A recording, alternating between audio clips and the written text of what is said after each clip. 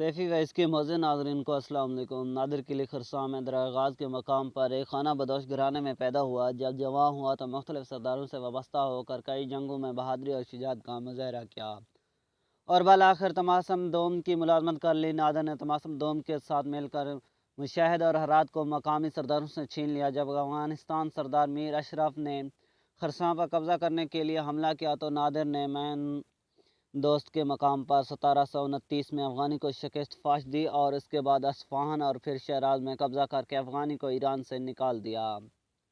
अफ़गानियों के मुकाबले में नादिर की इन कामयाबियों को देखकर रूस ने 1732 में गैलान और मज़रान के सूबे ईरान को वापस कर दिए, लेकिन इस साल तमहसप ने उस्मानी तुर्कों से सुलह कर ली, जिसके तहत तुर्कों ने ताबीज़, हमदान और लोरिस्तान के सूबे खाली कर दिए, लेकिन खस्तां और आर्मीनिया अपने कब्ज़े में रखे। नादिर ने इस सलाहनामे को मुस्तरद कर दिया और अस्फ़हान पहुंचकर 1732 में तहमासप को मजवल करके उसके लड़के अब्बास सोम को तख्त पर बिठा दिया। नादिर अगरचे 4 साल के बाद तख्त नशीन हुआ, लेकिन इस साल वह हकीकी तौर पर खुद मुख्तियार हो चुका था। इसके बाद नादिर उस्मानी सल्तनत के इलाकों पर हमला आवर हुआ।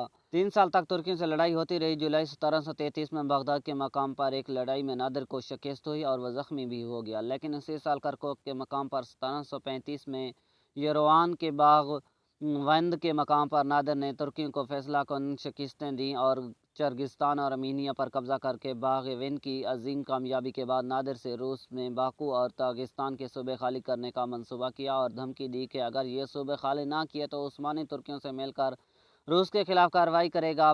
रूस ने नादिर को इस धमकी पर बगैर किसी जंग के बाकू और कर्दिस्तान को खाली कर दिए। इन फतवात ने नादिर को शोहरत को 4 चांद लगा दिए।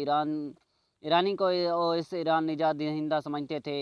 इसके सामने ताख्त ईरान पेश कर दिया। नादिर ने ईरानियों के सामने ये मुतालबा रखा कि जब तक खुलफाए राशिदीन और असहाब रसूल सल्लल्लाहु अलैहि वसल्लम के खिलाफ तेरा और अहले सुन्नत मुसलमानों को सताना बंद नहीं करेंगे, वो बादशाहत कबूल नहीं कर सकता। ईरानियों ने उसका मुतालबा मंजूर कर लिया और नादिर शाह ने अब्बास सोम को मजवल करके 1736 में अपनी बादशाहियत का ऐलान कर दिया। 17 अक्टूबर 1736 को ईरान और तुर्की के दरमियान सुलहनामे पर बाज़ाब्ता दस्तखत हो गए। तुर्की ने चर्गिस्तान और अर्मेनिया पर कब्जा कर तस्लीम कर लिया। सल्तनतों की हदूद वही करार पाई जो सल्तनत मुराद शाह हरम के ज़माने में करार हुई थी। अब सल्तनत ईरान पूरे अरूज पर पहुँच चुकी थी। इसकी हदूद अब्बास के ज़माने से भी ज़्यादा वसी हो गई थी।